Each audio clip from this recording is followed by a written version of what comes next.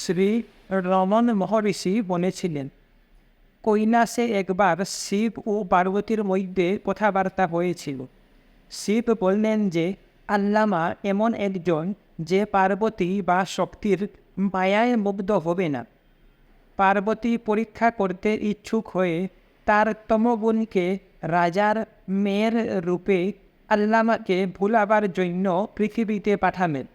রাজকন্যা খুব গুণবতী হয়ে বড় হল।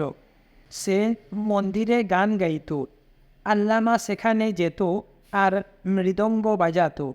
মেয়েটি তার বাজনায় মুগ্ধ হল, তারা প্রেমে পড়ল।